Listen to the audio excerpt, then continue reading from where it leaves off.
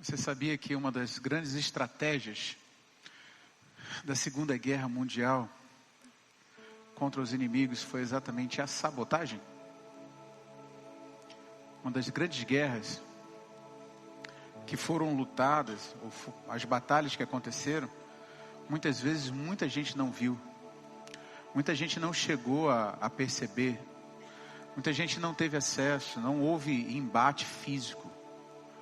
As batalhas aconteciam no silêncio, as batalhas aconteciam na surdina, na calada da noite, sem muito barulho, sem chamar atenção.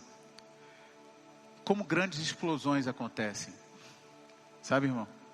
Ninguém consegue explodir um caminho de um trem do dia para a noite. É um projeto, é um período, é um tempo de trabalho do inimigo, até que chega um momento onde ele aperta um único botão e estoura o caminho por meio do qual o trem iria passar, iria chegar. Assim os nossos inimigos fazem com a nossa vida. É assim que os nossos inimigos fazem com a nossa vida. Eu queria te chamar a atenção para essa série de mensagens chamada sabotagem. Sabotagem. Abra sua Bíblia comigo, por favor, no livro de Gálatas, capítulo 5, de 16 a 18. Ao final, nós teremos um momento bendito de envio também. Pela manhã, nós tivemos um envio universitário, de duas das nossas irmãs. Gálatas capítulo 5, do verso 16 a 18. E logo mais nós teremos o privilégio e a bênção de poder enviar o casal bendito que tanto nos abençoou, nos serviu, Felipe e a Micaela. Amém? Então eu queria que você não saísse da celebração de hoje sem, como igreja, impormos as mãos sobre a vida deles. Amém? Amém ou não amém? Você já achou Gálatas capítulo 5? Se você já achou, se coloque de pé, caso você possa, em reverência à palavra de Deus. Se você não puder, não há problema, pode permanecer sentado como está.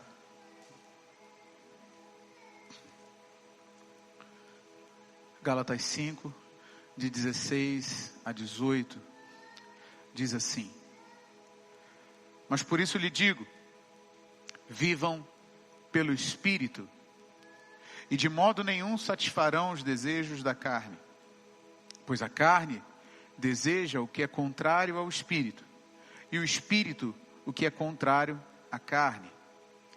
Eles estão em conflito, eles estão em batalha, eles estão em guerra, eles estão em luta, um com o outro, de modo que vocês não fazem o que desejam. Mas se vocês são guiados pelo Espírito, não estão debaixo da lei. Vamos orar? Pai bendito, obrigado pela tua palavra, ela é santa, poderosa, viva e eficaz. Senhor, eu tenho certeza absoluta de que o Senhor preparou esse momento para falar ao nosso coração. Então nós pedimos, Senhor, que toda dispersão caia por terra em nome de Jesus, a fim de que a tua palavra, o teu ensino e a tua voz prevaleçam sobre nós nessa hora. Nós declaramos que o nosso coração está aberto, a nossa mente está receptiva, os nossos ouvidos estão atentos para ouvir a tua palavra, que é santa, poderosa, viva e eficaz. Não nos deixe passar por aquela porta da mesma maneira que entramos, mas transforma-nos pelo poder e pela autoridade do nome de Jesus nós oramos. Amém, amém. Pode se assentar, meu irmão, minha irmã. Sabotagem,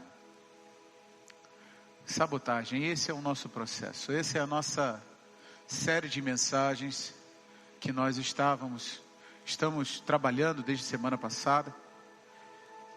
Nós aprendemos que assim como Deus proporciona, como Deus prepara fatores de crescimento para nós, como Deus prepara circunstâncias para que a gente possa se desenvolver, para que a gente possa crescer, assim também existem inimigos que preparam ou trabalham contra o nosso crescimento. Pessoas que trabalham claramente, ou pessoas não, fatores, circunstâncias, inimigos que trabalham claramente contra o nosso crescimento, a fim de que nós não alcancemos aquilo que Deus tem para nós, os sonhos, os projetos, os planos, as promessas de Deus.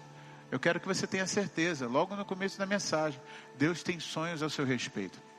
Deus tem planos ao seu respeito. Na verdade, Jeremias me autoriza a dizer que são planos de paz e não de mal, para nos dar um futuro, uma segurança. Deus tem promessas para você.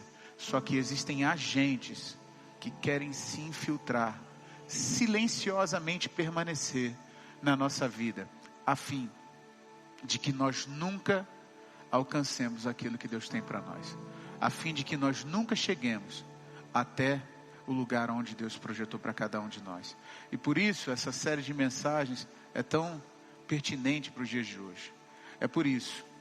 E lendo esse texto, irmão, eu acredito que você já identificou claramente qual é o nosso segundo inimigo. Se semana passada a gente pôde perceber que um dos grandes vilões, um dos grandes inimigos que nós temos é o mundo, ou seja, o sistema que está corrompido e dominado pelo pecado, que nos faz desenvolver preocupação excessiva, que nos faz acreditar nas distrações e ficar preso às distrações, que nos faz acreditar que nós possuímos alguma coisa e, portanto, desejar possuir cada vez mais. Esse mundo mau, esse sistema, é um inimigo contra a nossa vida. O segundo inimigo que nós temos é a carne.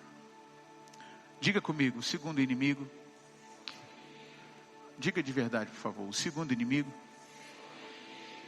da nossa vida é a nossa carne. Como assim, pastor? Eu quero te explicar o que Paulo está dizendo, o que Paulo está querendo dizer aqui acerca de carne. O que é carne? Carne é simplesmente o nosso corpo. Carne é simplesmente a junção dos nossos membros ou o nosso corpo. O que Paulo quer dizer com carne? Paulo chama de carne a natureza humana, que sem que ninguém a ensine, é inclinada para o mal.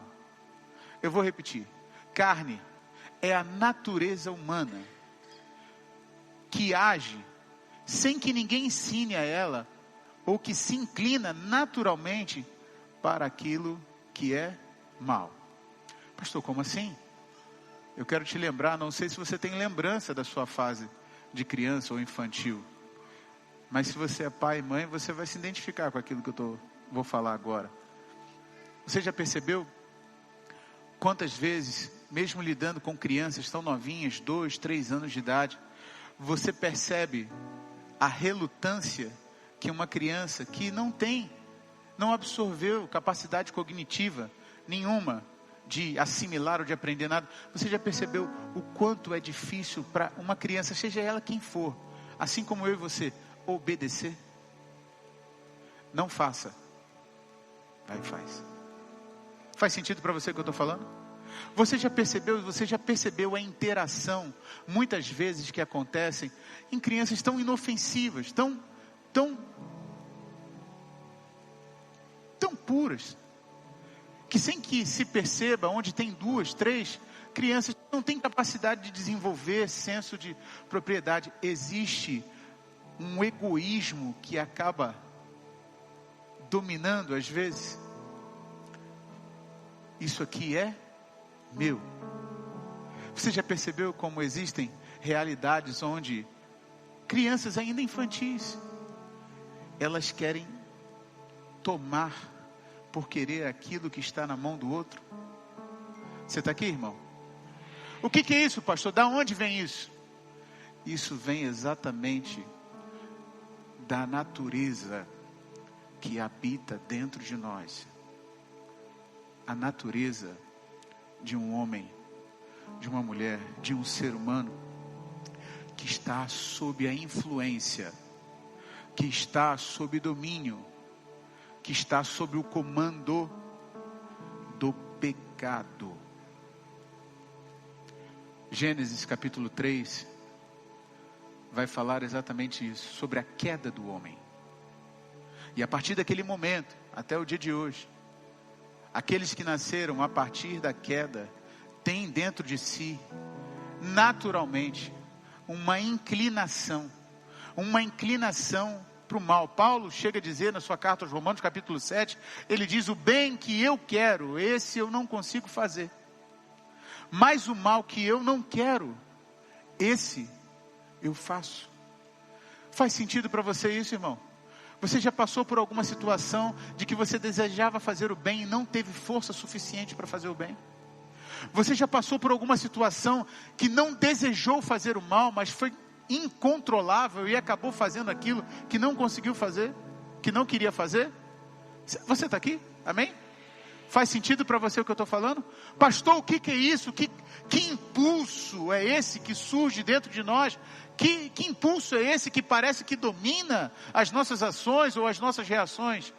Paulo chama de carne. Carne. A natureza pecaminosa, ou a natureza dominada pelo pecado, prevalece, se manifesta naquilo, irmão, não simplesmente nos nossos poros. Eu sei que você está prestando atenção, eu estou percebendo, mas eu quero que você aguce a sua atenção agora para construir esse fundamento. A natureza carnal, ela não se manifesta naturalmente nos nossos poros, ou na verdade até se manifesta, porque onde não há nenhum tipo de higiene, você está comigo mesmo? Eu quero que você pense profundamente nisso. Onde não há higiene, há o quê? Mau cheiro. E um mau cheiro denuncia. Mas via de regra, a carne, ela é manifesta em dominância naquilo que a gente pensa, naquilo que a gente sente e depois naquilo que a gente faz. A carne se manifesta muitas vezes, irmão. Às vezes nós conseguimos controlar aquilo que pensamos sem falar. Eu quero que você coloque toda a sua honestidade agora dentro do seu coração. Eu quero que você avalie sinceramente aquilo que eu estou falando. Muitas vezes nós pensamos coisas, mas nós não executamos coisas. Nós conseguimos ter o domínio. Não conseguimos dominar o pensamento, mas conseguimos dominar as ações. Muitas vezes nós sentimos coisas e nós conseguimos abafar esses sentimentos. Nós conseguimos conter esses sentimentos. Nós conseguimos controlar esses sentimentos. Mas muitas vezes, quando nós pensamos e nós sentimos de maneira incontrolável, ou parece que ser superior à nossa capacidade de controle, nós acabamos executando. Nós acabamos fazendo. E isso significa dizer, irmão, isso significa dizer, à luz da palavra de Deus, à luz do apóstolo Paulo, que é exatamente esse domínio da carne,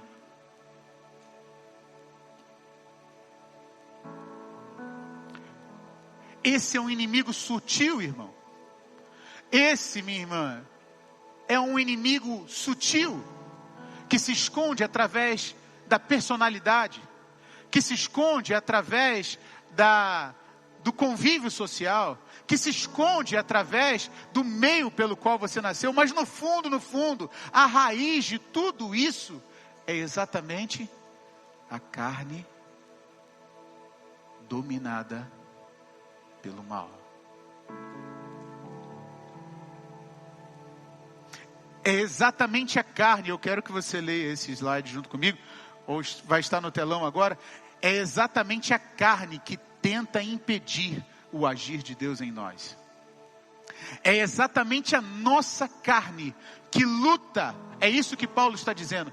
A nossa carne luta para tentar impedir o agir, o poder, a graça, a vida de Deus de chegar até nós. Naturalmente, irmão, a grande característica da carne, a grande característica da nossa carne, da maneira como nós sentimos, pensamos e agimos, a grande característica da nossa carne é a sutileza e a hipocrisia. Pastor, que loucura é essa? Eu quero, por favor, que você preste atenção. À luz da palavra de Deus, você deixe que o Espírito Santo coloque foco, talvez em lugares escuros, e você consiga identificar esse inimigo infiltrado, que trabalha para poder frear, paralisar, estagnar e impedir o agir de Deus na sua vida e na minha vida. Irmão, a nossa carne é sutil e muitas vezes hipócrita. Por que, pastor, você está dizendo isso? Porque nós temos uma dificuldade enorme de enxergar a nossa carnalidade. Nós temos uma dificuldade enorme de enxergar os nossos próprios erros. Nós temos uma dificuldade enorme de enxergar as nossas próprias falhas. Nós somos bons em olhar e perceber que existem falhas nos outros. Existem falhas em outras pessoas, mas nós somos deficitários. Existe um problema, existe uma dificuldade de enxergar os nossos próprios erros. E isso, irmão, é a luta da carne. É a carne tentando prevalecer. A nossa carne tentando prevalecer. É exatamente isso que nos impede de viver o agir de Deus. Está fazendo sentido para você o que eu estou falando até agora, irmão? Honestamente, está fazendo sentido? Nós não percebemos isso. Nós não damos conta disso. Nós trabalhamos com a ideia de que é personalidade, nós trabalhamos com a ideia de que é alguma coisa, questão social, nós trabalhamos com a ideia de que é empatia, nós trabalhamos com qualquer outra ideia, mas no fundo, meu irmão, é a natureza pecaminosa que existe aqui, existe na Austrália, existe no Japão, existe na África, existe em qualquer lugar do mundo.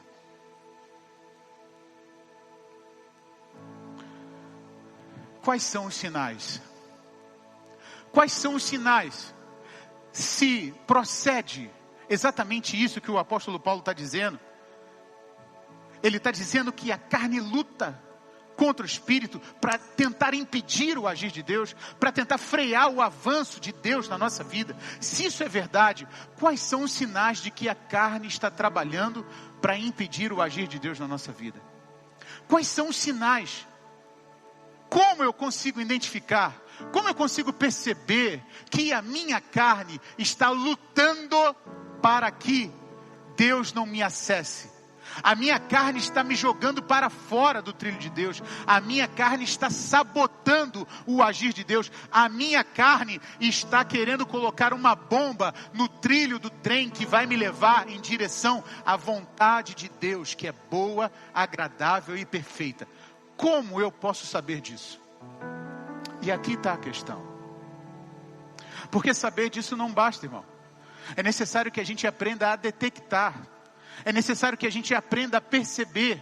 É necessário que a gente entenda quais são as armas que o nosso inimigo usa a fim de que a gente consiga prevalecer. Amém?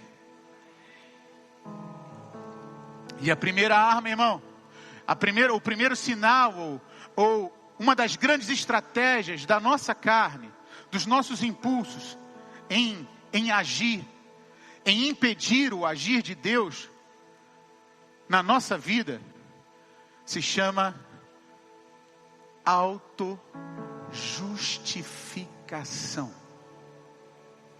Autojustificação. Pastor, o que seria autojustificação? Preste atenção nisso, irmão. Por favor, abra seu coração, porque eu tenho certeza que Deus quer falar contigo, assim como falou comigo nessa noite. Sabe, irmão, eu passei a semana toda remoendo e lutando para desenvolver esse sermão. Minha esposa está de prova. Porque eu falei, meu Deus, isso é indigesto ouvir. Mas é libertador viver.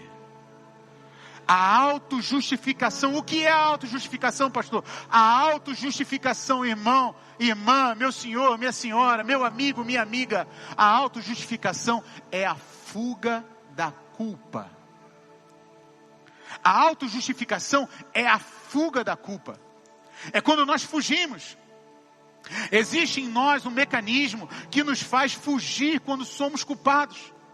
quando percebemos que estamos errados, presta atenção nisso, irmão. Quando nós percebemos que nós estamos errados, quando nós percebemos que está algo errado, o mecanismo que a nossa carne ativa é o mecanismo de fuga. Fuga. Nós fugimos. Nós fugimos, irmão. É exatamente isso que acontece. Sabe por quê? Porque nós detestamos a ideia de que alguém nos diga que temos culpas ou que somos culpados. Nós detestamos a ideia de que alguém diga para nós: você é culpado. Isso faz a gente fugir. Isso faz a gente correr.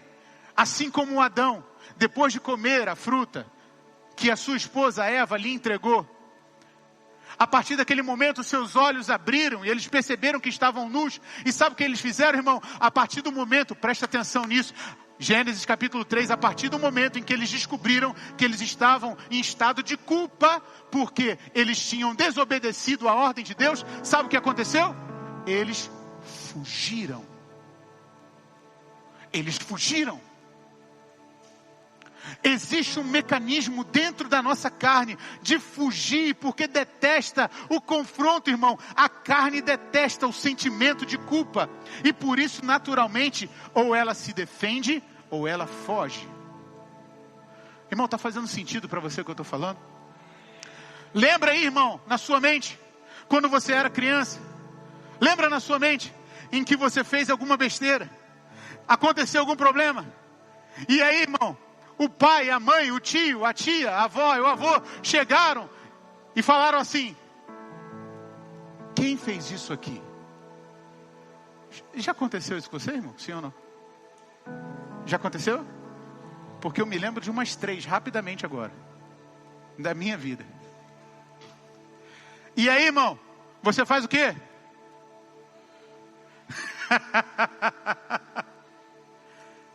Você está entendendo de uma coisa simples? Nós fugimos. A natureza da nossa carne é fugir. A natureza da nossa carne é nos defender. Não fui eu que fiz isso, foi você que fez.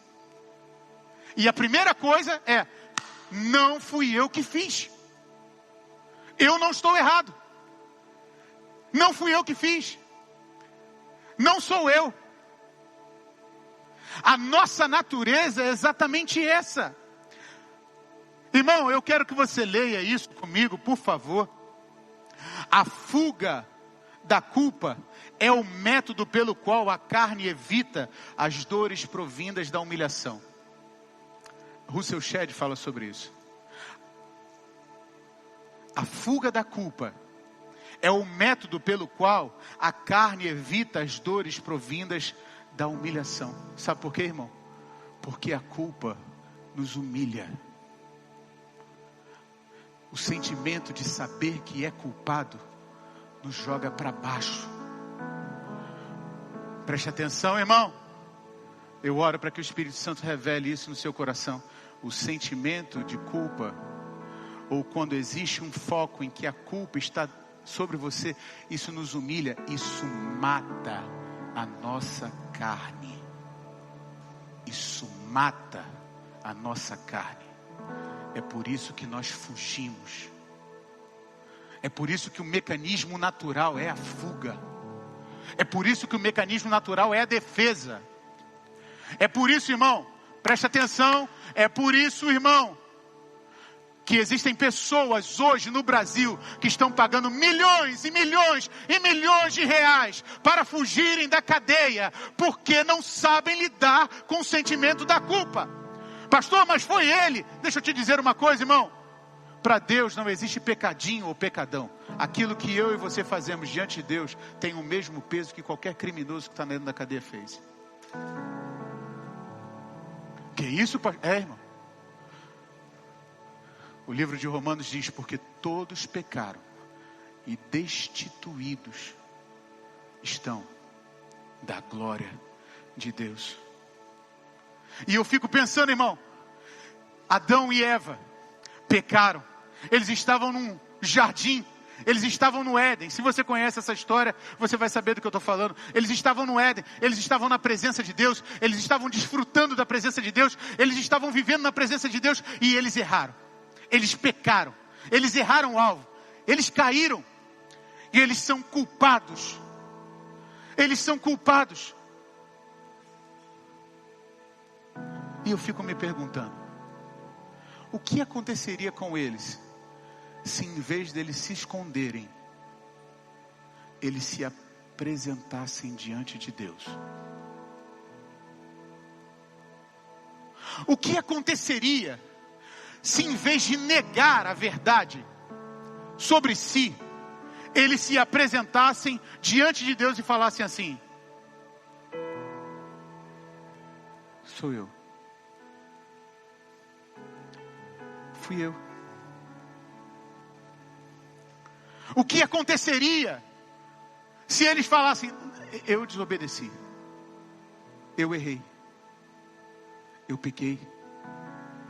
Você Deus, está certo, porque justos e retos são os teus caminhos.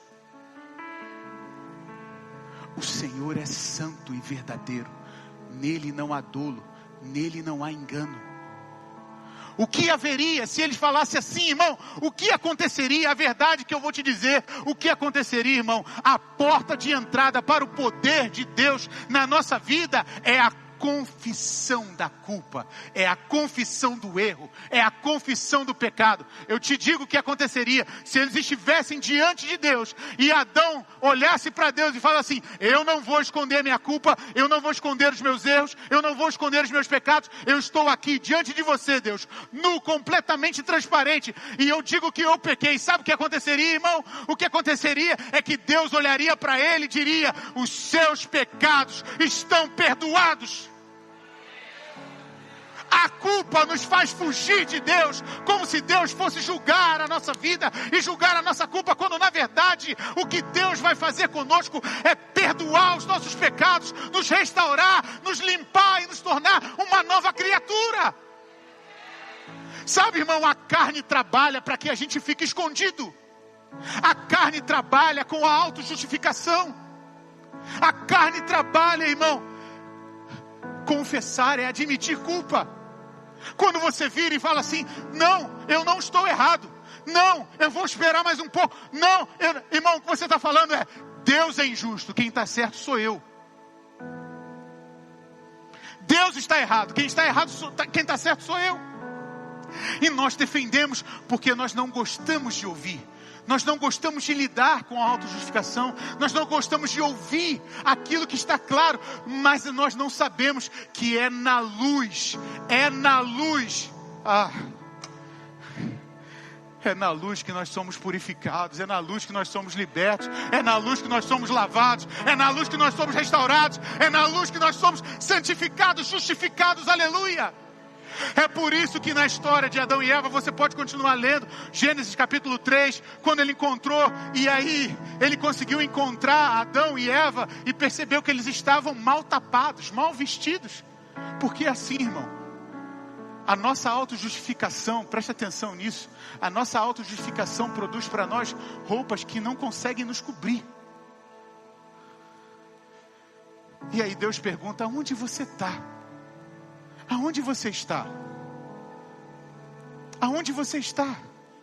Não é porque eu quero te julgar, é porque eu quero te dar uma roupa. Porque no texto está escrito que ele matou um animal. Ele matou um cordeiro. E ele arrancou a pele do cordeiro. Você não vai ficar desnudo. Você não vai ficar envergonhado na minha presença. Você não vai se sentir culpado eternamente. Eu vou botar uma roupa nova sobre você. A nossa carne trabalha para que a gente nunca confesse. A nossa carne trabalha para que a gente nunca declare: eu estou errado, eu sou culpado, eu errei, a minha vida está errada, o meu caminho está errado, o meu pensamento está errado. A nossa carne trabalha, irmão, na nossa mente exatamente para isso. A nossa carne trabalha dia e noite para que nós não consigamos admitir a nossa culpa. Só que nós nos esquecemos de que Deus não pode salvar aquilo que não se reconhece perdido. Irmão, não existe salvação para quem acredita que não está perdido. Só quem declara que está perdido consegue ver a mão de Deus chegando até ele, falando assim: eu te salvo, eu te levanto, eu te curo, eu te restauro, eu te limpo, eu te purifico. Salmo de número 32, o salmista Davi diz o seguinte: enquanto eu me calei, enquanto eu guardei os meus pecados, enquanto eu escondi os meus erros, os meus ossos secaram. Eu atrofiei. Mas eu decidi não encobrir os meus erros. Eu decidi não encobrir os meus pecados. Eu te confessei e tu perdoastes a minha iniquidade. Louvado seja o nome de Jesus. Jesus disse nos evangelhos: eu não vim buscar os sãos, mas eu vim buscar os doentes. Onde não há doente, irmão. Se Jesus chegar aqui hoje e perguntar para você: existe alguma coisa que eu posso fazer por você? E você falar assim: não. Na verdade, desculpe, é isso que Ele está fazendo agora. Eu posso te salvar.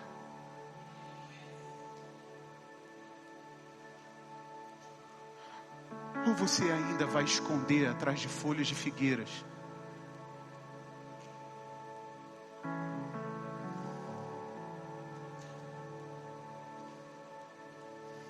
Irmão, a nossa carne luta, presta atenção nisso, a nossa carne luta para parecermos vivos, ainda que destruídos por dentro. Tá tudo bem, irmão? Tudo bem, a vida tá uma desgraça. Tá tudo certo, irmão? Tudo certo, a vida tá, o casamento acabou. Tá tudo bem? Tá quebrado, mas a roupa tá de marca. Tá tudo bem? Tudo bem. Não estou conseguindo manter as contas em dia, mas eu vou lá e compro mais uma vez, mais uma pizza. Está tudo bem, irmão, mas a gente luta, a nossa carne luta para manter a aparência quando está tudo quebrado, quando a gente não percebe que a nossa cura está em se render, se ajoelhar e dizer: ser propício a mim, Senhor, porque eu sou pecador. Certa vez, o que eu estou falando exatamente é isso. Certa vez subiu um publicano e um fariseu até o templo. Os dois se ajoelharam e disseram. O fariseu disse: Senhor, eu te agradeço e te louvo, porque eu não sou como os demais. Eu te agradeço, eu te louvo, porque eu não sou como estes que estão por aí. E sabe de uma coisa? A nossa carne nos engana, irmão, quando a gente nivela a nossa vida pelo outro que está do nosso lado. Eu estou bem. Você não vê fulano de tal? Está muito pior. Irmão, você já ouviu essa frase? Eu não bebo, eu não fumo, eu não traio minha esposa, eu não faço nada. Já ouviu isso, irmão? O seu silêncio está aqui? Amém? Eu sei que é difícil, irmão, mas eu preciso te dizer nessa noite, porque isso pode produzir libertação poderosa na sua vida. Eu não bebo, não fumo. Olha fulano de tal. Você está reclamando de mim? Olha fulano. Você está falando de mim? Olha para Beltrano. Quando Deus nunca te equiparou, Deus nunca te chamou para ser igual a fulano, Beltrano e Ciclano. Deus te chamou para ser igual a Jesus Cristo, seu Filho. Sabe, irmão, a autojustificação nos tira do poder de Deus. A autojustificação, a nossa carne luta para parecermos vivos, ainda que destruídos por dentro. Conta-se uma história, na década de 50, um avivamento que aconteceu na África, no leste da África. Eu não sei se você sabe plenamente o que é avivamento, mas avivamento é vida de Deus. Quando a vida de Deus começa a emanar no lugar e as pessoas são salvas, as pessoas são libertas, elas são curadas, elas são tocadas. E um avivamento poderoso se levantou na década de 50 na África. E como aconteceu isso? Aconteceu da seguinte maneira: aqueles que se encontravam com Jesus pediam uns aos outros, pediam dentro da igreja, dizendo o seguinte: se você notar alguma mancha ou alguma falha em mim, por favor, me fale. Eu vou repetir, irmão. Vê se está lá, Loiane, por favor. Pode passar o slide. Se você notar uma mancha ou uma falha em mim, por favor, me fale. Quero confessá-la antes que se esconda ou antes que eu me acostume a conviver com ela. Se você notar alguma falha em mim, por favor, irmão, me fala antes que eu me acostume a conviver com ela. Nós não gostamos que as pessoas nos digam que nós estamos errados, porque a nossa carne morre. Mas é exatamente quando a nossa carne morre que Cristo prevalece na nossa vida, que Cristo se levanta na nossa vida, que Cristo domina a nossa vida, aleluia.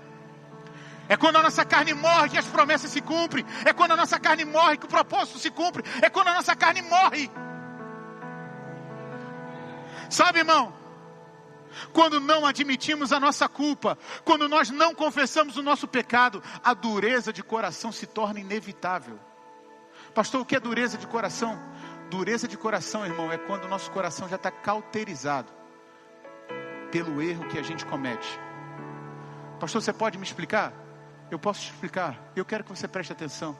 Sabe o que é dureza de coração?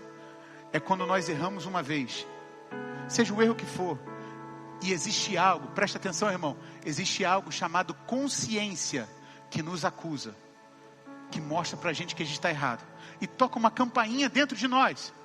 E sabe o que a gente faz, irmão? A gente ignora essa campainha. E a gente ignora a primeira vez, e a gente ignora a segunda vez, e a gente ignora a terceira vez, e na quarta vez a campainha vai ficando mais baixa, mais baixa, mais baixa, até que ela some. E quando ela some, nós continuamos no erro, nós continuamos no pecado, nós continuamos vivendo a vida que nós sabíamos que estava errada, mas agora para a gente está tudo bem. Agora está tudo bem. E quando a gente está tudo bem, a gente se municia de argumento para não abrir mão daquilo que está errado. E sabe o que acontece, irmão? A carne ganha força dentro de nós. E quando a carne ganha força dentro de nós, as promessas de Deus vão ficando distantes de nós.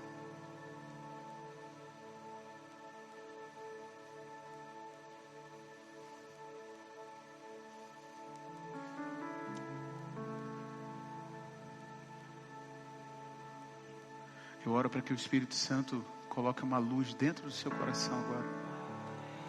Porque eu não estou aqui para te afrontar, irmão. Jamais. Muito respeito pela sua vida, pela sua casa, pela sua história. Mas eu estou aqui para arrancar esse inimigo infiltrado que está te impedindo de viver o melhor de Deus na sua casa. O melhor de Deus no seu casamento. O melhor de Deus com seus filhos. O melhor de Deus na sua vida. Sabe, irmão, a autojustificação nos impede do agir de Deus. E em segundo lugar, o texto continua dizendo: a carne milita contra o espírito e eles estão em conflito um com o outro, de modo que não fazem o que desejam. Eles não fazem o que desejam.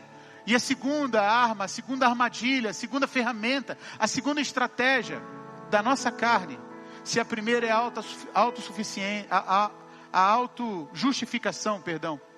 A autojustificação, a segunda é a autossuficiência. A autossuficiência. A carne se envergonha da sua fraqueza. Será que nós teríamos coragem se abríssemos o microfone aqui agora e cada um de nós pudéssemos confessar a pior fraqueza que existe em nós? Quantas pessoas viriam à frente? Quantas pessoas, irmão? Se eu botasse o microfone aqui e falasse assim: por favor, compartilhe conosco a maior fraqueza da sua vida até o dia de hoje. Quantas pessoas viriam? Fique tranquilo, irmão, eu não vou fazer isso. Mas eu só quero te dar o sentimento e a sensação da vergonha que a carne produz na nossa consciência por causa da nossa fraqueza. Nós nos envergonhamos das nossas fraquezas. Sabe por quê, irmão? Porque nós desejamos ser autossuficientes. A nossa carne deseja ser autossuficiente. E o que é autossuficiência, pastor? Autossuficiência produz independência. Independência de Deus. Nós somos independentes, nós acreditamos que conseguimos viver uma vida independente de Deus. Nós acreditamos que podemos viver uma vida longe de Deus. Nós acreditamos que Deus não é parte vital da nossa vida. Nós vivemos independente. E com isso, irmão, quando nós conseguimos alguma coisa, ou quando dá certo alguma coisa na nossa vida, produz orgulho. Nós nos orgulhamos dos nossos feitos. Nós nos orgulhamos dos nossos feitos. Nós produzimos muitas vezes, irmão, pessoas entram em lugares de vaidade. Pessoas se tornam vaidosas porque conseguiram conquistar alguma coisa, ou minimamente alguma coisa. A vaidade toma conta. A desobediência, irmão, permanece na vida do autossuficiente. Sabe por quê, irmão? Porque o que ele está fazendo, ou o que ela está fazendo, está dando certo. Então não faz sentido obedecer à lei de Deus. Não faz sentido, até a hora que a casa cai. Até a hora em que o problema chega. Até a hora em que a ruína chega. A independência produz orgulho, irmão, a autossuficiência, o individualismo. Nós somos, a nossa carne grita por individualismo. Irmão, eu tenho certeza de uma coisa. Talvez esteja dando comichão nos seus ouvidos.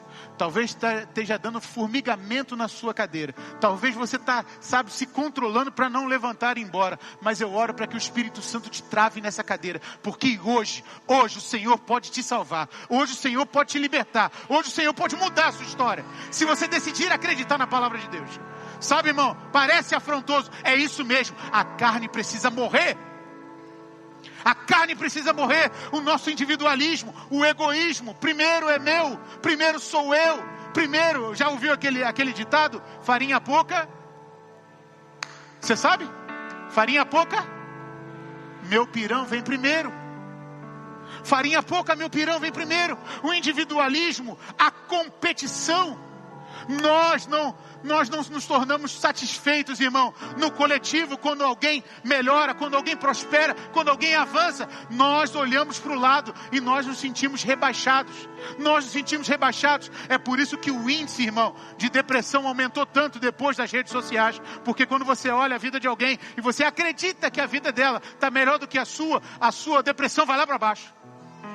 Faz sentido para você o que eu estou falando? É, irmão, por quê? Porque a nossa carne grita por competição. A nossa carne grita por isso. A nossa carne grita, irmão, pela avareza. Nós nos tornamos avarentos. Nós nos tornamos poupadores. É sinônimo de poupar. Mas na verdade nós retemos. Nós seguramos. Nós acreditamos que o nosso grande tesouro é o acúmulo. Nós nos tornamos presunçosos. A carne faz com que a gente seja arrogante. A carne faz com que a gente se torne altivo, irmão. Quantas pessoas você conhece que no começo da vida eram simples, eram fiéis, eram tranquilas, eram acessíveis, e depois que cresceram, depois que desenvolveram, depois que fez uma faculdade, depois que fez um curso, depois acabou, parou, a rede de amizade mudou. Por quê, irmão? Por que a gente olha, mas quando fizer, comigo nunca vai acontecer. Irmão, acontece com todos nós. Acontece com todos nós. Sabe por quê, irmão?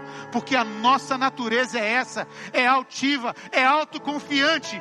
Deixa eu te dizer uma coisa, irmão. Eu sei que é difícil, mas aguenta. Sabe por quê? Porque minha avó me ensinou que tudo que arde cura. Tudo que dói cura. Tudo que dói cura, irmão. Tudo que dói cura. Se está doendo é porque Deus vai promover cura. Isso se torna rebelião contra Deus. Nós não percebemos que estamos em rebelião contra Deus. Mas quando nós somos autossuficientes, isso nos coloca em rebelião contra Deus. Sabe o que é rebelião contra Deus, irmão? A palavra de Deus diz uma coisa: mas eu vou fazer de outro jeito. A palavra de Deus me ensina uma coisa, mas eu vou seguir outro caminho. A palavra de Deus fala para eu ir dessa direção, mas eu vou para outra direção. Nos coloca em inimizade com Deus. Inimizade.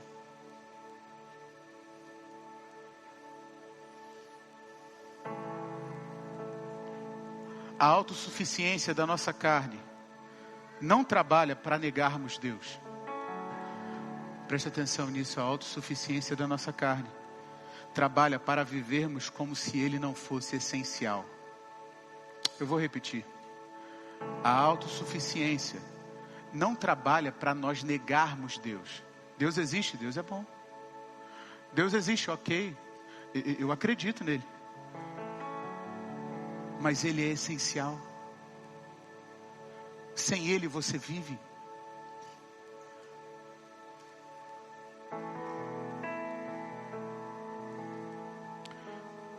Sansão.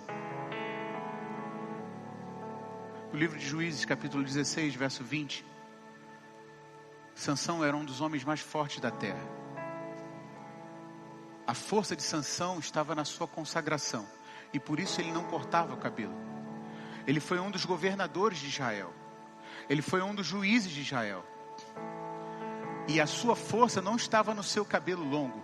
A sua força estava na sua consagração. Na sua dependência de Deus.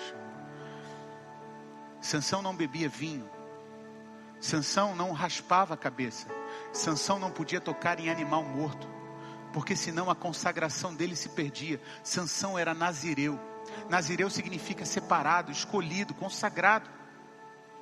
Separado para um propósito, uma direção. Só que Sansão recorrentemente quebrava a consagração. Até um ponto em que ele decidiu desenvolver relacionamento com uma mulher de outro arraial. O seu nome era Dalila. Dalila era filisteia. Dalila, presta atenção nisso, irmão, em nome de Jesus. Dalila era uma espiã.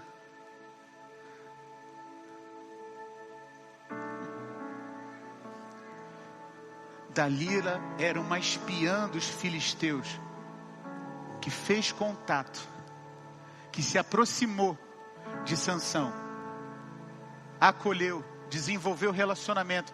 E sabe qual era a missão de Dalila? Preste atenção nisso, irmão. Por favor, em nome de Jesus. A missão de Dalila era achar a fraqueza de Sansão. A missão do infiltrado é trabalhar na nossa fraqueza. Dalila levou Sansão para casa, deixou ele dormir. Enquanto ele dormia, enquanto ele acordava, ela pedia a ele: meu amor, eu te peço, de onde vem a sua força? E Sansão brincou com Dalila: se me amarrarem com cordas de tal tipo, eu perderei a minha força. E sabe o que acontecia, irmão? Presta atenção nisso, por favor. Porque se hoje você pegar essa palavra, sua vida pode mudar de verdade. Ela ia lá e ela amarrava com aquela corda.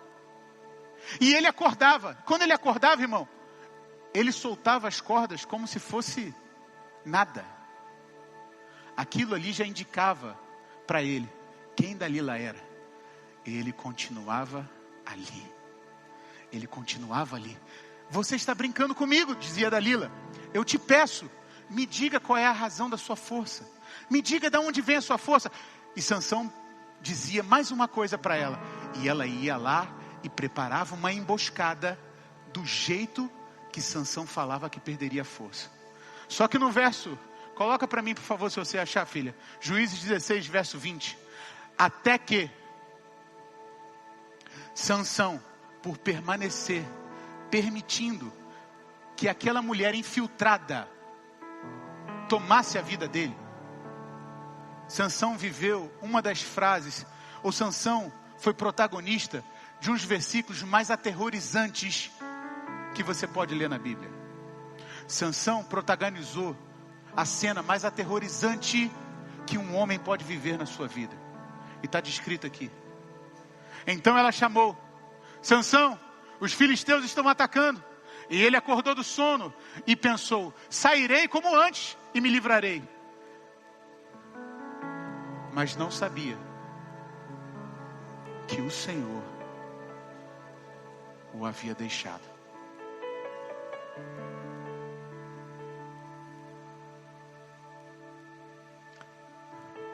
Eu estou orando para que você desperte desse sono nessa noite.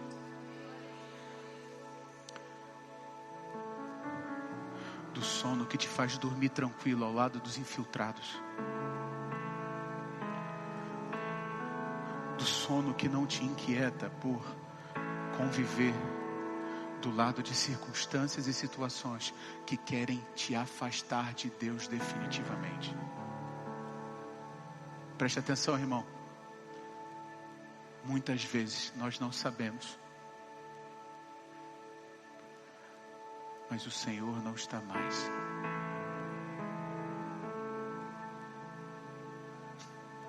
Sabe o que aconteceu com Sansão?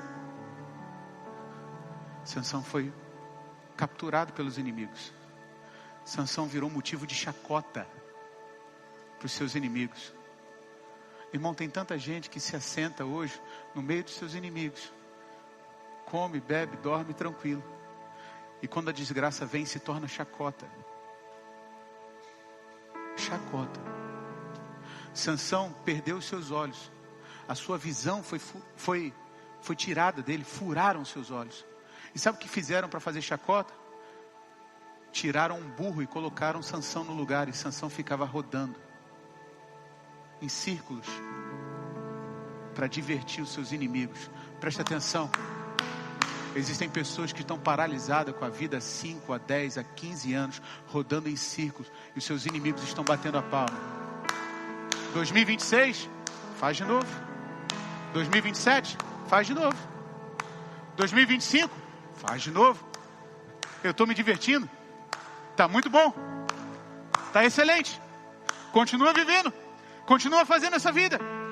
Deixa eu te perguntar uma coisa. Eu posso fazer perguntas honestas para você nessa noite, irmão? Eu quero te fazer perguntas honestas. A primeira dela é: você já prometeu a si mesmo que faria diferente e falhou de novo? Você está aqui ainda? Você já prometeu a si mesmo que faria diferente? Não, eu vou fazer diferente, e falhou de novo? Você já disse que iria controlar aquele vício ou manter uma postura e não conseguiu sustentar? Eu vou perguntar de novo. Você já tentou?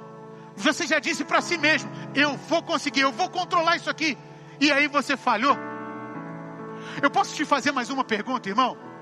Eu posso fazer mais uma pergunta, irmã? Como é a frustração e o desânimo que você sente quando você chega à conclusão de perceber que você ainda está exatamente no mesmo lugar? Porque é isso que a nossa carne faz conosco. Autossuficiência. Eu tenho uma boa notícia para você, irmão. A boa notícia que eu tenho para você é que o poder do Espírito Santo nasce onde a autossuficiência morre. Eu vou repetir: o poder do Espírito Santo nasce aonde a autossuficiência morre. Quando nós declaramos a falência da nossa autossuficiência, o Espírito Santo tem autorização para entrar com poder. E Ele começa a nos guiar, porque a palavra de Deus está dizendo o seguinte: a palavra de Deus diz: elas militam, elas lutam, mas se vocês são guiados, ou seja, se vocês fizerem morrer a autossuficiência, se vocês fizerem morrer a autojustificação, se vocês se tornarem guiados pelo Espírito Santo, então não haverá mais lei, não haverá mais acusação, não haverá mais condenação, não haverá mais culpa sobre você, não haverá mais dedo sobre você, não haverá mais insônia deixando você acordado pelas noites, não haverá mais medo, culpa, ressentimento por aquilo que eu fiz, porque o seu passado vai ser apagado pelo sangue poderoso de Jesus Cristo, Senhor, aleluia, porque foi por isso que Ele morreu, foi por isso que Ele entregou a sua vida. Hoje, se você acreditar, hoje, se você crer, os seus pecados podem ser perdoados, e uma nova data de nascimento começa hoje, o dia em que eu fui visitado por Deus, aleluia. Sabe, irmão, a negação disso é o problema. Hoje em dia as igrejas não falam, eles não querem falar sobre isso, porque produz, eu tenho medo. Eu não tenho medo, irmão.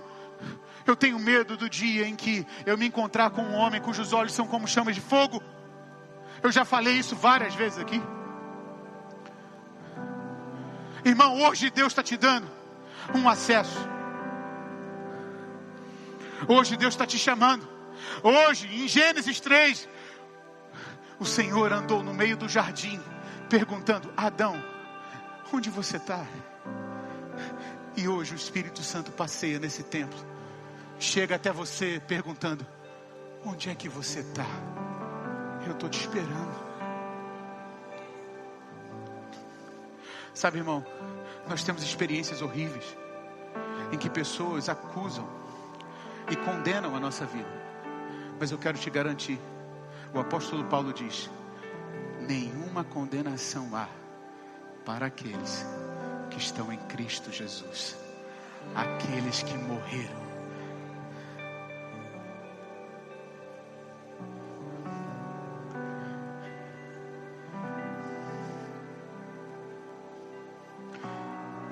Eu termino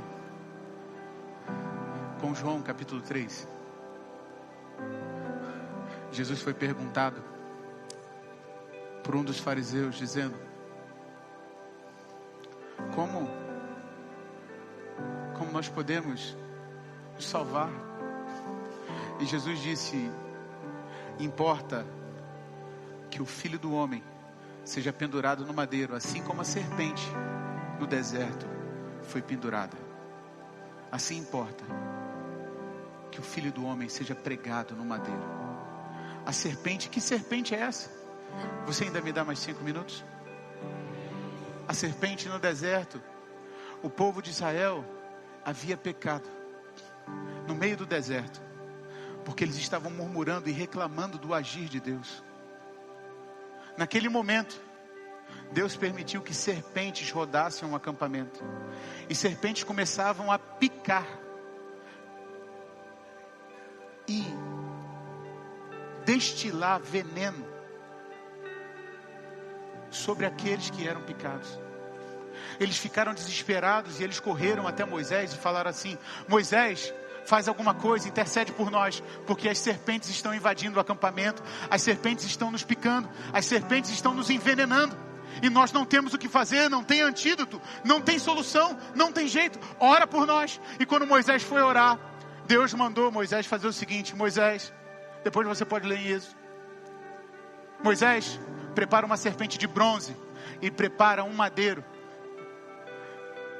pendura a serpente no madeiro, a serpente de bronze no madeiro, e coloca no meio do acampamento. E quando você colocar no meio do acampamento, levanta, e todo aquele que olhar para a serpente ficará curado. Todo aquele que olhar para a serpente será livre do veneno. Todo aquele que olhar para a serpente ficará livre do veneno. Jesus está dizendo assim: o veneno da carne não tem solução. Mas assim como a serpente foi levantada no deserto, eu serei levantado no madeiro. E se você olhar para mim com confiança, se você olhar para mim com esperança, se você olhar para mim com fé, ainda que pequena, se você decidir acreditar, porque Deus amou o mundo de tal maneira que entregou o seu Filho unigênito, para que todo aquele que nele crê não pereça, mas tenha vida em abundância, vida eterna, vida cheia de paz, vida cheia de alegria, vida nova, aleluia. Eu quero orar com você. Esse inimigo é sutil, irmão. Esse inimigo trabalha enquanto a palavra de Deus é ministrada no nosso coração. Esse inimigo trabalha para desconstruir. A boa notícia é que Jesus está aqui. Feche seus olhos, curva a sua cabeça, vamos orar. O poder do Espírito Santo nasce onde a autossuficiência morre. Um dia, irmão, eu ouvi essa palavra quando eu tinha 15, 16 anos de idade. E naquela noite, o pastor pregou e fez um apelo e disse: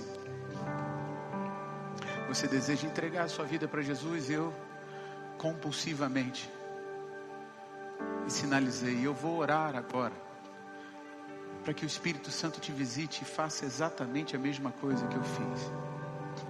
Porque, irmão, eu estou pregando para você hoje aqui por causa da graça de Jesus. Porque um dia eu fui infectado com o veneno do pecado. Porque um dia os meus pecados me envergonhavam e eu tentava encobrir, Não deixar as pessoas saberem o que eu tinha feito, o que eu tinha falado, o que eu tinha pensado, o que eu tinha sentido. E nós vamos orar agora. Eu quero que, se você deseja entregar a sua vida para Jesus, pastor, eu nunca fiz essa oração, eu quero entregar a minha vida para Jesus. Eu cansei de autojustificação, porque eu achei que sempre estava certo. Eu estou quase acabando com o meu casamento, porque eu achei que eu estava sempre dando certo e os meus filhos estão longe de mim, porque eu achei que eu estava sempre dando certo, eu não falo mais com meu pai, com a minha mãe, porque eu acho que eu estou dando certo, porque eu acho que eu estou certo. Todo mundo fala que eu estou errado, mas eu não consigo. Mas eu não quero mais viver essa vida. Entrega a sua vida para Jesus hoje. Pastor, eu cansei de achar que eu podia fazer as coisas com a força do meu braço. Eu quero entregar minha vida para Jesus. Eu reconheço que a minha carne me sabota. É uma autossabotagem, pastor. É uma autossabotagem, eu me saboto. Eu quero as coisas, mas às vezes eu não consigo. Irmão, olha para Jesus agora. Ele está aqui, eu posso te garantir. Isso não é um jargão, isso não é uma maneira de chamar a tua atenção. Isso é o poder do Espírito Santo, autorizado pela palavra de Deus. Fecha seus olhos e ora agora.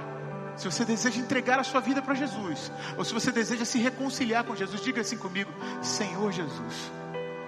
Aí no seu interior, fale isso: Senhor Jesus, muito obrigado por essa noite. Obrigado por ouvir a tua palavra. Hoje os meus olhos se abriram, e hoje eu decido acreditar que o Senhor tem uma nova vida para mim. Hoje eu decido acreditar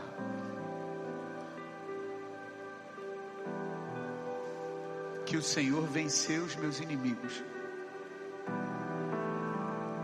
Hoje eu decido acreditar em Jesus Cristo, e eu entrego a minha vida nas mãos dele.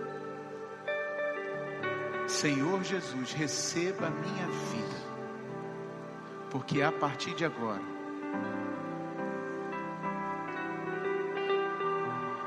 eu quero confiar no Senhor.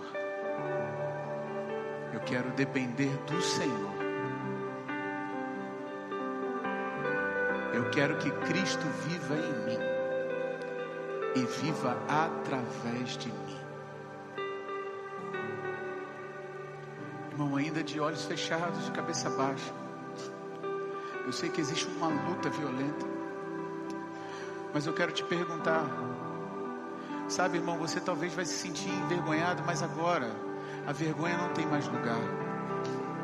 Você fez essa oração comigo? Se você decidiu entregar a sua vida para Jesus, você fez essa oração comigo, eu quero que você levante uma das mãos dizendo: pastor, fui eu orei, eu estou entregando a minha vida para Jesus. Alguém?